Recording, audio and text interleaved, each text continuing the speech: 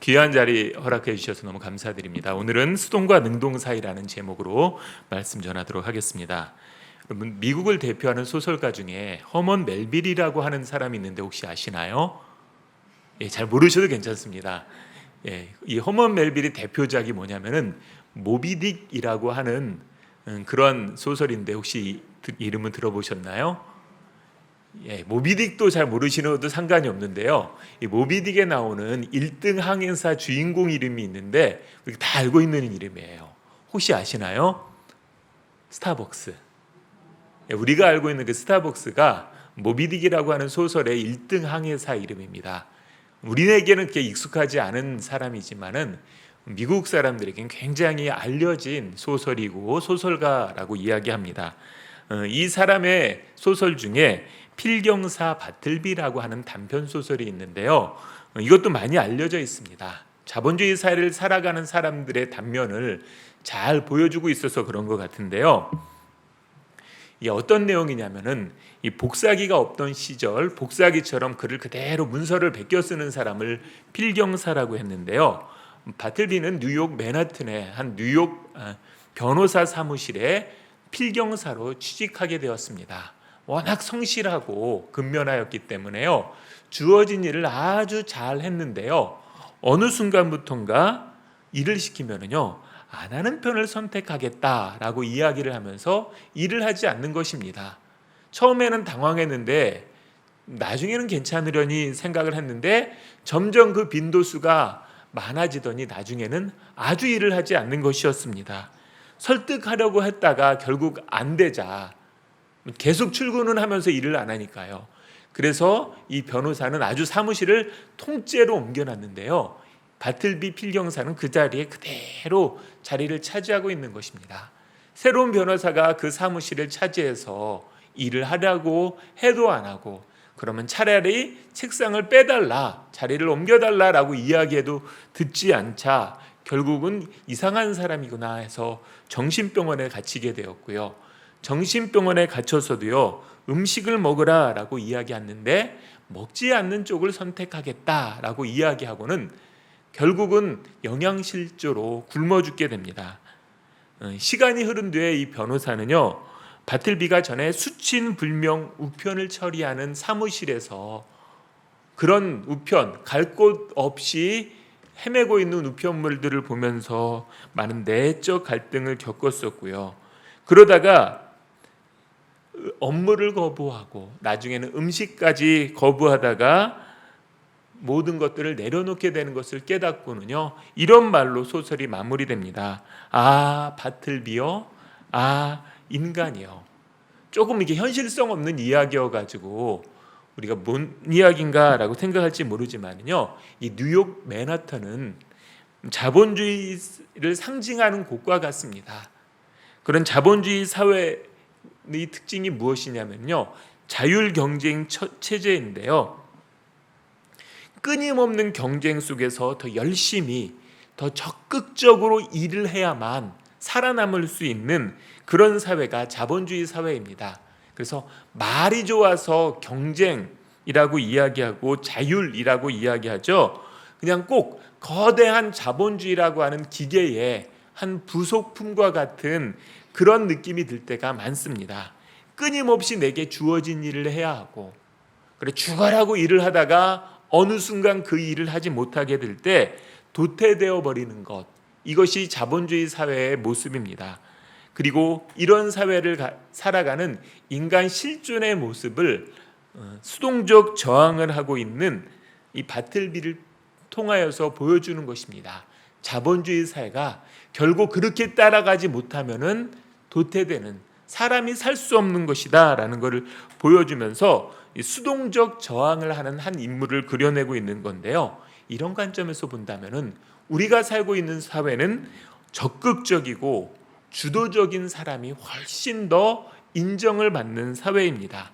그래서 흔히 하는 말로 용꼬리보다 뱃머리가 낫다라는 말을 할 만큼 주도적인 것을 더 가치 있게 여기는 문화인데요. 오늘 본문에서는요, 예수님의 재판 장면이 나와 있습니다. 하나의 재판 사건에 다양한 등장, 다양한 모습을 한 등장인물이 나오는데요. 재판장이었던 빌라도, 그리고 재판을 배후에서 조정하려고 했던 대제사장들, 그리고 재판을 받으시는 이 예수님의 모습이 나와 있습니다. 그래서 이 하나의 사건에 등장하는 다양한 인물들을 모습을 볼 수가 있는데요. 오늘은 이것을 중심으로 잠시 생각해 보도록 하겠습니다.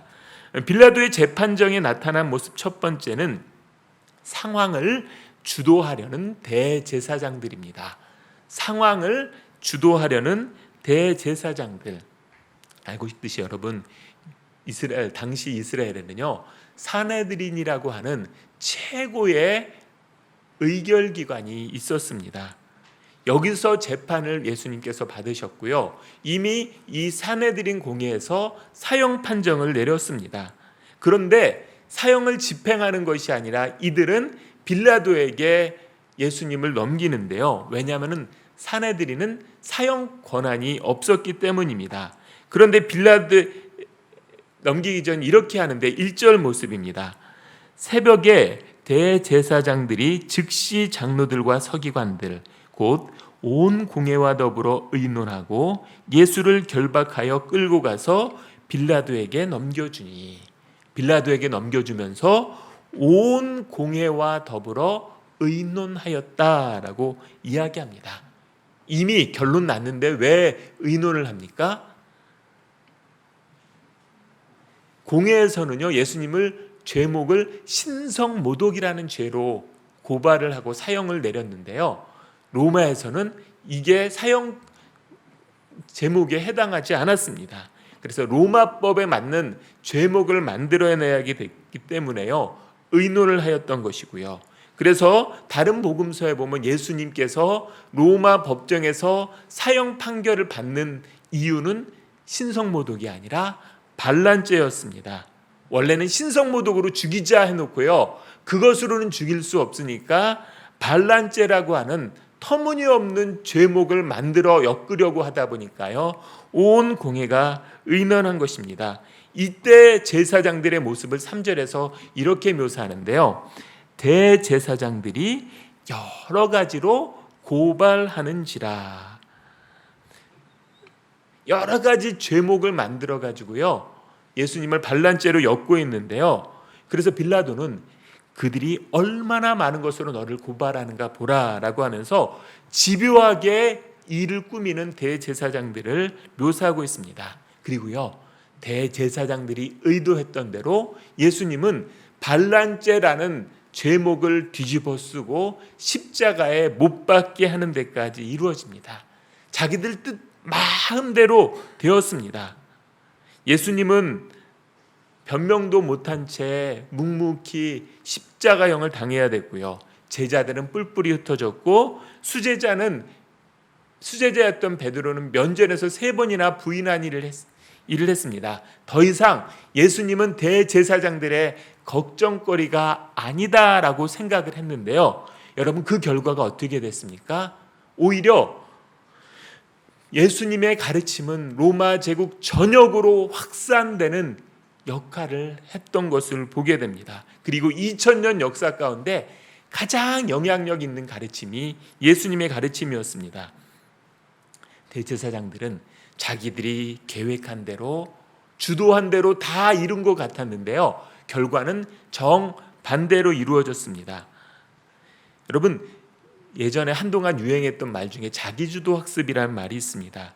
공부할 때도 자기주도적으로 해야, 주도성 있게 해야 더 효과가 좋다. 그만큼 주도성은 현대에 가치 있는 덕목인데요. 어떤 일을 성취하기 위해서는요, 주도성 그리고 이 전략적인 것이 굉장히 중요합니다. 그런데 여러분, 전략적으로 움직이고 주도적으로 내가 뭘 해도 그 결과가 항상 우리가 원하는 대로 되느냐? 대제사장들은 실패했습니다. 또 우리의 삶은 어떤가 한번 생각해 봤으면 좋겠는데요. 제가 어렸을 때 불후의 명곡처럼 불리는 노래가 있었습니다. 요즘은 저 어렸을 때는 동사무소, 그전엔 동해라고 했는데요. 새벽마다 이 동해에서 틀어주는 노래가 있었습니다. 뭐냐면 잘 살아보세, 잘 살아보세, 우리도 한번 잘 살아보세. 혹시 들어보신 분 손 들어보시겠어요?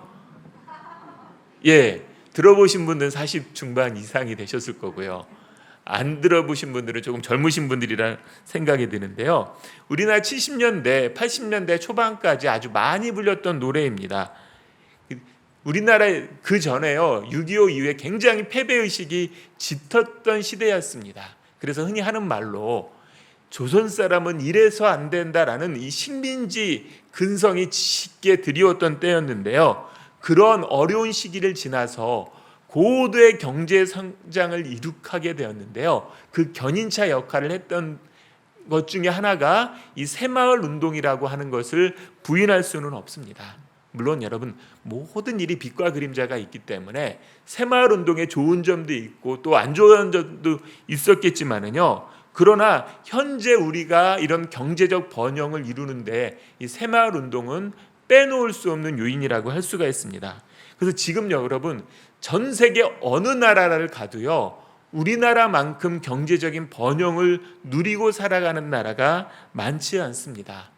특별히 여러분, 코로나가 굉장히 힘들고 어려웠지만은 그래도 민족적 자긍심을 느끼게 해줬던 게 무엇이냐면은, 그렇게 엄청나 보이던 그 선진국들이 별거 아니었네라는 생각이 들 만큼 기대 이하에 대처하는 모습을 보면서 이제 우리나라가 진짜 선진국이구나라는 의식들이 많이 자리 잡은 것 같습니다. 근데 여러분, 옛날에 잘 살아보세, 잘 살아보세 이렇게 노래 부르면서 했던 이 구호처럼 현재 우리는 진짜 잘 살고 있습니까? 많은 부분 편리해졌고요.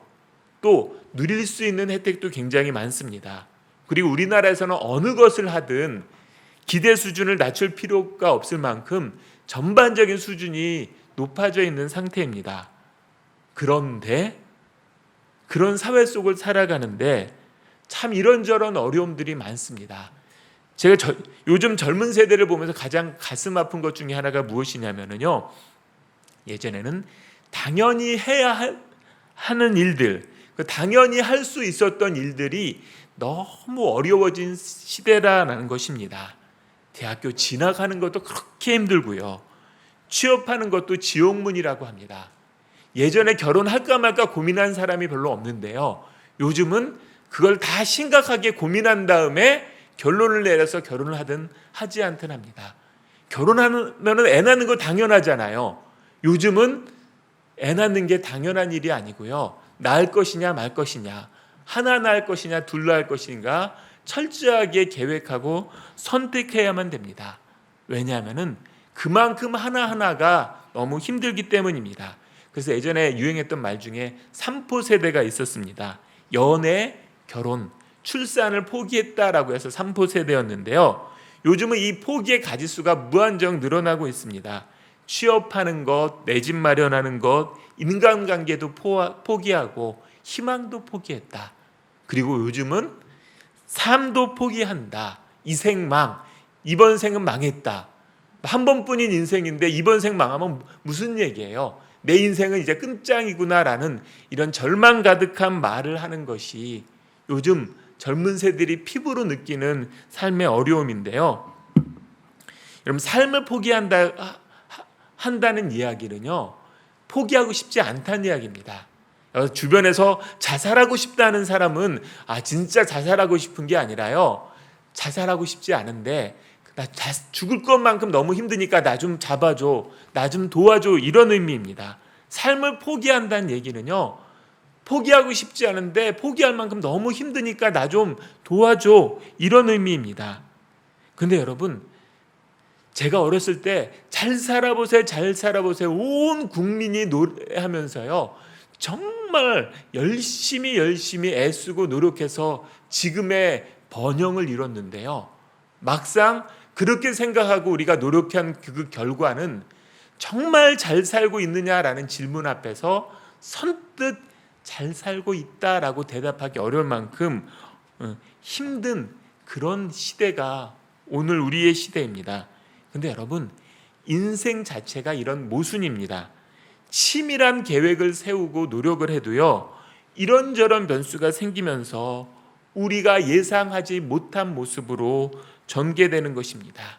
아무리 적극적이고 주도적이어도요, 그대로 안 됩니다. 대제사장들도 예수님만 십자가에 못 박으면 끝날 것 같아서 죽였는데요, 정반대로 자신들은 나중에 심판을 받고요, 예루살렘의 멸망과 더불어 오히려 예수님의 가르침은 2000년 동안 전 세계로 확장되었습니다. 잘 살아보자라고 애쓰고 노력하면서 이 땅까지 왔는데요, 이생은 망해버렸다, 살고 싶지 않다, 삶을 포기해야 된다라는 이야기가 나올 만큼 뭔가 살기가 더 어려워진 이 아이러니한 모습이 인생의 모습입니다. 빌라도의 재판정에 나타난 모습 두 번째는요, 가장 많은 권한을 가졌던 빌라도입니다. 가장 많은 권한을 가졌던 빌라도. 그러니까 오늘 재판정의 이 주인이라고 할 수 있는 재판장은 빌라도였습니다. 아무리 대제사장들이 음모를 꾸며도요, 결국 빌라도가 어떤 결정을 내리느냐에 따라서 재판의 향방이 결정되게 되어 있습니다. 그래서 요한복음에 보면 빌라도는 자신의 권한을 이렇게 이야기하는데, 요한복음 19장 10절입니다. 빌라도가 이르되 내가 너를 놓을 권한도 있고 십자가에 못 박을 권한도 있는 줄 알지 못하느냐. 예수님을 내가 죽일 수도 있고 살릴 수도 있다. 내가 여기서 가장 큰 권력을 가지고 있다, 권한을 가지고 있다, 이렇게 자신의 권한을 내세우고 있습니다. 그런데 막상 오늘 재판정에서는요, 자기가 원한 대로 결정한 것이 아니라 대제사장들에게 등 떠밀려서 예수님이 무죄라는 것을 확신했음에도 어쩔 수 없이 사형 선고를 내리는데요, 얼마나 이 사형 선고가 내리기 싫었는지 마태복음 27장 24절은 이렇게 이야기하는데요, 우리 같이 한번 읽어보겠습니다. 빌라도가 아무 성과도 없이 도리어 밀란이 나려는 것을 보고 물을 가져다가 무리 앞에서 손을 씻으며 이르되 이 사람의 피에 대하여 나는 무죄하니 너희가 당하라. 밀란이 나려는 것을 보고 대제사장들의 선동에 백성들이 우악스럽게 떠들어대니까 정치적인 판단하에 오히려 예수님의 사형 선고하고 자신은 손을 씻으며 나는 이 사람의 피에, 예수의 피에 대해 무죄하다라고 재판하고 있는 것을 볼 수가 있습니다. 그런데 여러분, 빌라도는요, 2000년 교회 역사 가운데 수많은 사람들의 입에 저주의 이름으로 불려집니다. 본디오 빌라도에게 고난을 받으사. 우리가 사도신경을 할 때마다 반복되는 이름인데요, 많은 권한을 가진 것 같지만 저주의 대명사가 되었습니다. 또 로마 역사를 보면요, 빌라도는요, 학살을 벌인 죄로 로마 황제에 소환되었다가 추방되고 결국은 그 유배지에서 자살로 생을 마감합니다. 아주 막강한 권한을 가진 것 같고요, 누구보다 큰 권력을 휘두르는 것 같지만은요, 잠시뿐이고 비참한 결말을 맞이하는 것입니다. 여러분, 잠시 많은 권한을 소유했다고 해서요, 항상 성공적인 것이 아닙니다. 몇 년 전 신문 칼럼에 소개됐던 한 이 칼럼의 제목이 아주 인상 깊은데 어떤 제목이냐면요, 한국 대통령은 너무 위험한 직업이다라는 제목의 칼럼이었습니다. 그 당시 그 전에 9명의 대통령 중 비참한 결말을 맞이하지 않은 대통령이 거의 없음을 지적하는 내용인데요, 우리나라는 누구보다 대통령에게 많은 권한을 집중하는 그런 제도를 가지고 있는데요, 그래서 그런 엄청난 권력을 휘두르는데요, 그것도 잠시뿐이고 결국 비참한 결말로 마무리되는 것을 볼 수가 있습니다. 제가 전에 교회에서 현직에 있을 때 별이 3개다, 4개는 아니었네, 3개까지 다신 분을 봤습니다. 1개, 2개, 3개, 3스타까지 하신 분을 본 적이 있는데요, 그때는 퇴직하고 나니까 어떻게 보일까요? 그냥 할아버지더라고요. 뭐 대기업 임원이 됐든 회장님이 됐든 그냥 교회에서 보는데 퇴직하고 나면은 그냥 할아버지더라고요. 그렇게 아름다우셨던 분들이 1, 20년 지나면 할머니가 되시고요. 많은 권한을 지니고 있는 것 같은데요. 많은 부와 또는 많은 뛰어난 외모를 지닌 것 같은데 그냥 한때뿐이고요. 다 지나가서 금세 평범해지거나 어느 누구도 주목하지 않는 그런 상태가 되는 것을 볼 수가 있습니다. 여러분, 많은 권한을 가졌다는 것은요, 힘이 세다라는 의미이지만은요, 옳은 것도 아니고요, 성공한 것도 아니고 또 그게 행복한 것도 아닙니다. 빌라도의 재판정에 나타난 모습 세 번째는 수동적인 모습을 통해 중요한 일을 이뤄가시는 예수님입니다. 수동적인 모습을 통해 중요한 일을 이뤄가시는 예수님. 대제사장들이 여러 가지 죄목으로 예수님을 고발하는데 예수님은 침묵으로 일관하십니다. 5절에 이렇게 되어 있는데요. 예수께서 다시 아무 말씀으로도 대답하지 아니시니 빌라도가 놀랍게 여기더라. 아무 말씀으로도 대답하지 아니하시니. 여러분, 억울한 누명을 뒤집어 쓰고 재판을 받습니다. 억울하니까 아니다, 이렇다라고 자기 변명을 해야 되는데요. 예수님은 아무런 말씀도 하지 않으십니다. 왜 그런데 빌라도가 이걸 놀랍게 여기느냐면요, 당시 로마법에는요, 스스로 변론하기를 거부하는 사람은 유죄로 추정하는 제도가 있었기 때문입니다. 예수님이 침묵한다, 대제사장들의 고소를 그대로 인정한다라는 의미였기 때문입니다.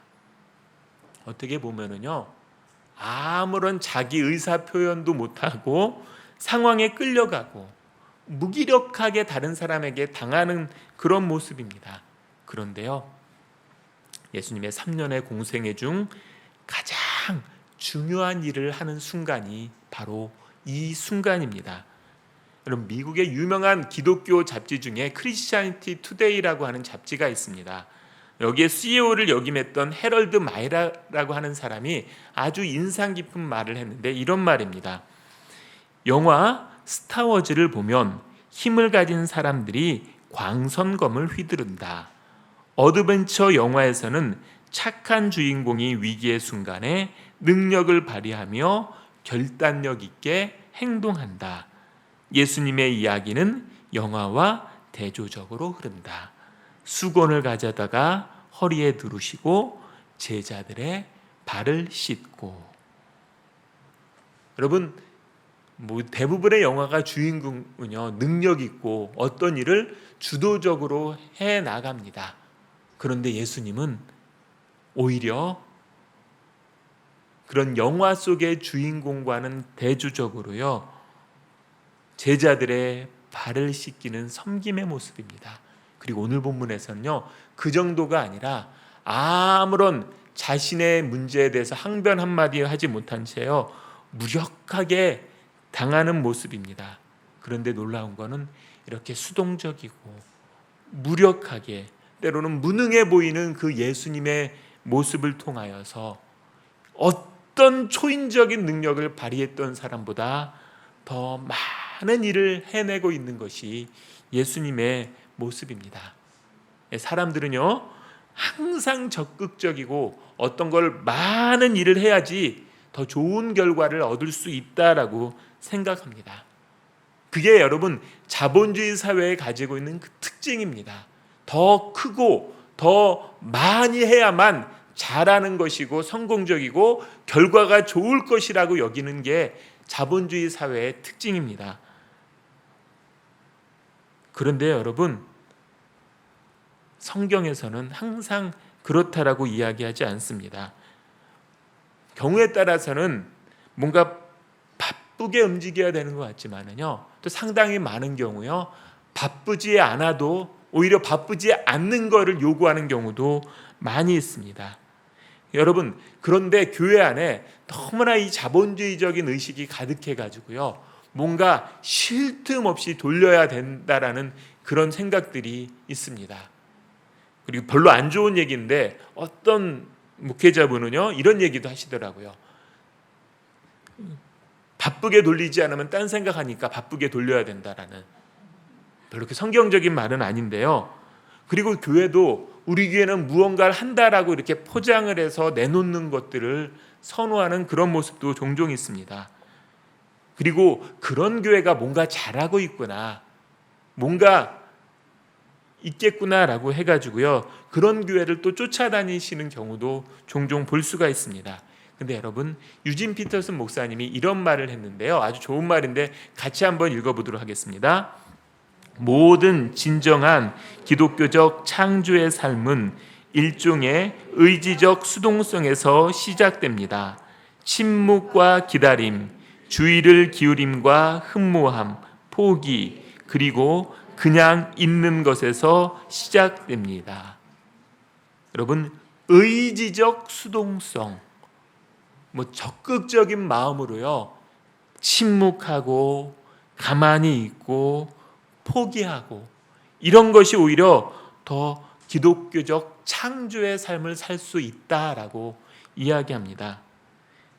여러분, 침묵하는데요 더 많은 메시지가 전달될 수가 있고요, 그냥 있는 것을 통해서 더 많은 일을 할 수 있는 것이 기독교의 원리입니다. 제가 여러분, 이 자녀를 키우는 부모님들 보면은 하늘빛 우리교회 같은 경우에도 젊은 분들이 많다고, 그래서 자녀들이 있는 경우가 많다고 이야기하는데요, 제가 그런 분들 볼 때마다 자녀를 잘 키우고자 하는 이 부모님의 열정은 10분 공감하는데요, 가끔씩 안타까운 경우 있는데요, 뭐냐면은 뭔가를 내가 잘 해야만 아이가 잘 자라날 것 같다라는 그런 생각을 합니다. 그래서 태어나자마자 산후조리원부터 라인을 잘 타야 된다고 생각을 하고요, 아직 기지도 못하는 아기를 안고 여기저기 문화센터를 다니면서 교육을 합니다.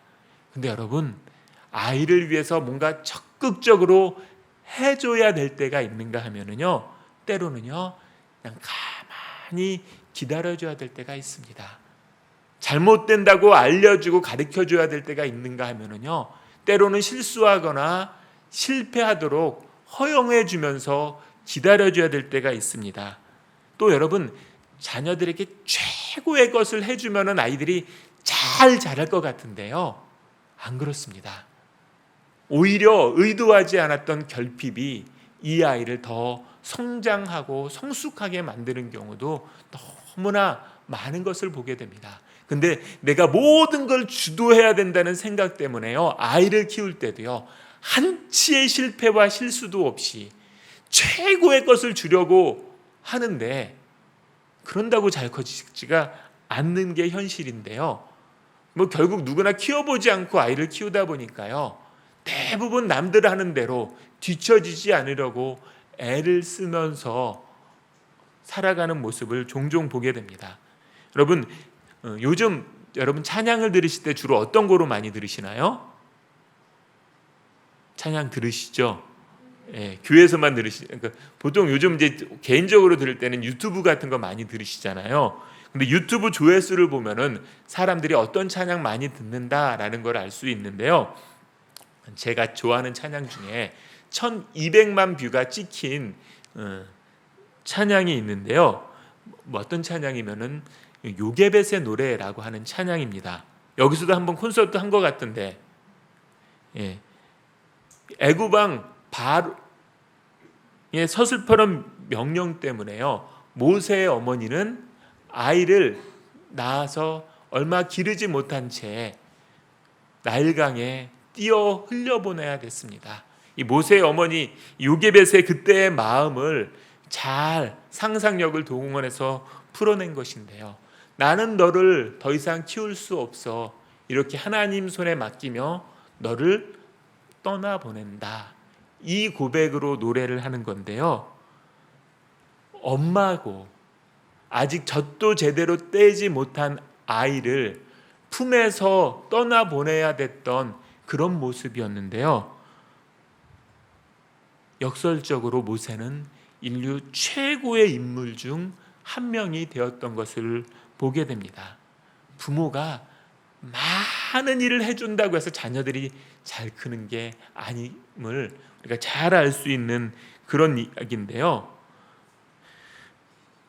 이 시대는요, 뭔가 적극적으로 능동적으로 하도록 요구하고요, 거기에서 빠지는 순간 도태되어 버린다라고 생각하는 시대입니다. 그런데요, 오늘 본문에서는요, 정반대의 모습을 보여줍니다. 침묵, 기다림, 무력함 같아 보이는 이 의지적 수동성이 더 많은 일을 해낼 수 있고요, 이것이 신앙생활의 묘미입니다. 근데 여러분, 항상 기독교가 수동적인 모습만을 가지고 있지는 않습니다. 오늘 본문에서 예수님은 굉장히 수동적인 모습을 보여주지만은요, 또 다른 본문에 보면 누구보다 적극적으로, 누구보다 열심히 사역하실 때도 있습니다. 성전 청결 사건 때 예수님의 모습을 지켜봤던 제자들은 요한복음에서 그 모습을 이렇게 묘사하는데 2장 17절입니다. 제자들이 성경 말씀에 주의 전을 사모하는 열심이 나를 삼키리라 한 것을 기억하더라. 주의 전을 사모하는 열심이 나를 삼킨다. 그 정도로 열심히 열정적으로 사역할 때도 있습니다. 그래서 예수님의 모습을 보면요, 누구보다 치열하게 사시기도 했고요, 또 누구보다 철저하게 자신의 의지를 내려놓고 하나님께 모든 걸 맡길 때도 있는 것을 보게 됩니다. 그리고 그 때를 결정하는 것은요, 내 계획, 내 생각이 아니라요, 하나님의 뜻, 하나님의 생각에 맞춰 순종하는 것입니다. 여러분, 신앙생활은요, 이 적극적인 모습과 수동적인 모습 사이에 균형을 이뤄가는 것입니다. 그리고요, 그때는 먼저 내 생각, 내 판단이 아니라 하나님의 뜻, 하나님의 생각을 묻고 그것에 순종하는 모습으로 살아가는 것입니다. 여러분은요, 여러분의 가정에서, 여러분의 직장에서, 또는 교회 안에서 지금은 하나님께서 어떤 모습을 원하는지 한 주간 물어보시기 바랍니다.